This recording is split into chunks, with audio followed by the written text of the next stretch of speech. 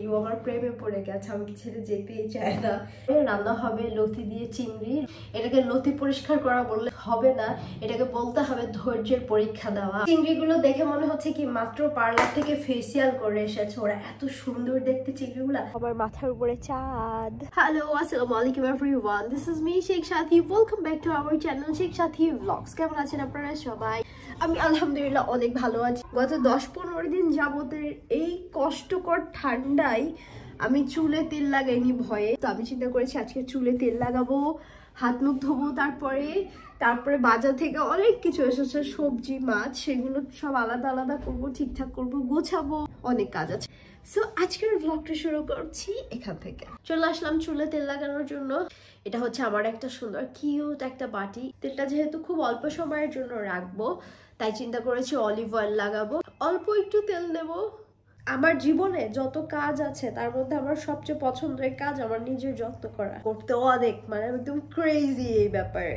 কখনো হচ্ছে কালো জিরা দিয়ে তেলটা একটুখানি গরম করে চুলে লাগাতে ভালো লাগে অনেক। মেথি দিয়ে একটুখানি হালকা গরম করে সেটাও লাগাতে অনেক ভালো লাগে। আবার মাঝে মাঝে এরকম হয় না যে আমাদের চুল পড়ে অনেক সময়, তো যখন চুল পড়ে তখন আমি রসুন, তো আমাদের কিচেনে থাকে রাইট, রসুন হচ্ছে নিয়ে নিই 2-3 কোয়া। তারপর ওইটাকে একটুখানি কুচি কুচি করে তারপরে একটা স্টিলের বাটির মধ্যে নিয়ে ওইটা একটুখানি গরম করে তারপর হচ্ছে গিয়ে চুলে লাগাই। তারপরে শাওয়ার নিয়ে নিলে চুলের গোড়াটা অনেক শক্ত হয়। খুব সুন্দর করে পুরোটা চুলে তেল লাগানো শেষ। এখন হচ্ছে গিয়ে অনেক রান্না বান্না হবে, তাই সুন্দর করে বেঁধে রাখলাম। চলে এসেছি রান্নাঘরে। রান্না হবে লতি দিয়ে চিংড়ি। লতি অলরেডি পরিষ্কার করে নিয়েছি। এটাকে লতি পরিষ্কার করা বললে হবে না, এটাকে বলতে হবে ধৈর্যের পরীক্ষা দেওয়া। আমি এতক্ষণ ধৈর্যের পরীক্ষা দিয়েছি। মাত্র 10-15 মিনিটস লাগবে রান্না করতে, আর লতি ক্লিন করতেই লাগবে 1.5 ঘন্টা। এনিওয়ে, তো মাঝারি সাইজের চিংড়ির সন্ধান করেছিলাম, পাইনি। এখন বড় চিংড়ি দিয়ে রান্না হবে। চিংড়িগুলো দেখে মনে হচ্ছে কি মাত্র পার্লার থেকে ফেসিয়াল করে এসেছে। ওরা এত সুন্দর দেখতে চিংড়িগুলা।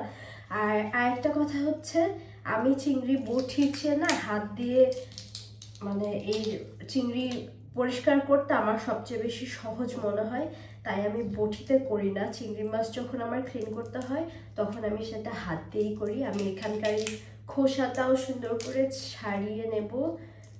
হ্যাঁ, খুবই সহজ লাগে আমার কাছে এভাবে করতে। আমি পুরো খোসাটা হচ্ছে ফেলে দিই। এখন এই যে এর দাড়িগুলো আছে, দাড়িগুলোকেও ফেলে দেব। আর চিংড়ি মাছের, মাছ না চিংড়ির এইখানে হচ্ছে গিয়ে একটা ময়লা থাকে, এই যে এরকম, এই যে আমার হাতে আমি দেখাতে পারি না, আমি আরেকটা করে দেখাচ্ছি। ওই ময়লাটা অবশ্যই পরিষ্কার করে নিতে হবে, ঠিক আছে? দাড়িগুলোকে আগে ফেলি। আর এই যে খোসাগুলো সুন্দর করে ছাড়িয়ে নিলাম। আর এই যে এখানে হচ্ছে গিয়ে চিংড়ি মাছের ময়লা থাকে। চিংড়ি মাছটা না এত সাদা, বুঝতে পারছি না কোথায় কি আছে। আচ্ছা, এই যে দেখা যাচ্ছে যে এইটাই হচ্ছে গিয়ে ময়লাটা, এটা অবশ্যই ফেলে দিতে হবে। আর এই এক ঠান্ডা, ওর যাওয়ার কোনো নামই নেই। ও আমার প্রেমে পড়ে গেছে, আমাকে ছেড়ে যেতেই চায় না। এই যে এখানে হচ্ছে চিংড়ি নিয়ে নিলাম, এক্সকিউজ মি। এইগুলো হচ্ছে ছোট ছোট করে নেবো, তাহলে হয়ে যাবে। আমি একটুখানি ক্লিন করে আসছি। লতির একটা বদনাম আছে গলা চুলকায়, তাই এখানে 2টা মাঝারি সাইজের লেবু নিয়ে নিয়েছি। এটাতে রস অনেক কম। মরিচের গুঁড়ো 1 চা চামচ, হলুদ, ধনিয়া আর জিরা সব আধা চা চামচ করে নিয়েছি, আর আদা রসুন বাটা 1 চা চামচ। লতি ধোয়া শেষ। তারপরে এই যে চিংড়ি যে ছোট ছোট করে কেটে নিয়েছি। তারপরে কড়াইয়ের মধ্যে দিয়ে দিলাম তেলটা একটু ভালো করে মেখে নিলাম কড়াইয়ের গায়ে। তারপরে পেঁয়াজকুচিটা একটুখানি জাস্ট নাড়াচাড়া করে এর মধ্যে দিয়ে দিলাম পানি, কারণ এখন সব মশলা ব্যবহার করব। এখানে আছে আধা চা চামচ রসুন বাটা, আধা চা চামচ আদা রসুন বাটা মিলে 1 চা চামচ। তারপরে আরেকটু পানি দিয়ে দিলাম। এখন গুঁড়া মশলা দিয়ে দিলাম। আর এখন একটু রান্নাবান্না করি। এইটা একটুখানি মশলার সঙ্গে মেখে ঢাকনা দিয়ে ঢেকে একটু মশলাটা কষাবো খুব সুন্দর করে। অনেকের থাকে না যে একটা রান্না সে একদম চোখ বেঁধে দিলে, চোখ কান বন্ধ করে সে খুব জোসভাবে রান্না করে ফেলতে পারবে ওই রেসিপিটা। আমার হচ্ছে গিয়ে লতি আমাকে একদম চোখ বেঁধে দিলেও মনে হয় আমি লতি একদম খুব মজা করে রান্না করে ফেলতে পারবো। এটা আমার কাছে এত সহজে না, আমি রান্না করার পরে এটা এত মজা হয়। তো আমি তারপরে দিয়ে দিলাম চিংড়ি মাছ, তারপর এটাকে খুব সুন্দর করে কুক করে নিলাম 1 মিনিটেরও একটু কম সময় ধরে। আর আরেকটা কথা, আমি কিন্তু এখানে কাউকে রান্না শেখাচ্ছি না, আমি জাস্ট কিভাবে করি সেটাই শেয়ার করছি। কারোর পছন্দ হলে তারা বাসায় ট্রাই করতে পারেন।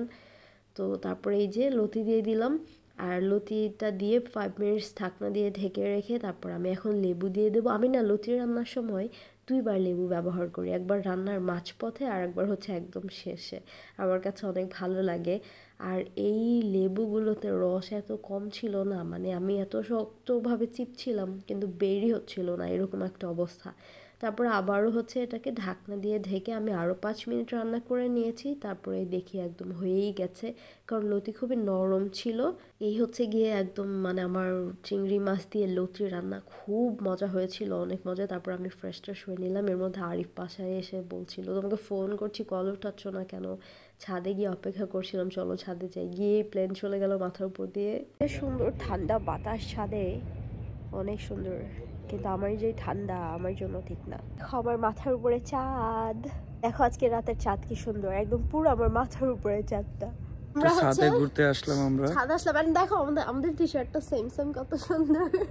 আমরা আজকে সেম সেম পরেছি। সো মাচ এতক্ষণ সঙ্গে থাকার জন্য। আবার দেখাবেন নেক্সট ব্লগে। ততক্ষণ পর্যন্ত সবাই ভালো থাকবেন, সুস্থ থাকবেন। আল্লাহ হাফেজ, বাই বাই। Bye bye.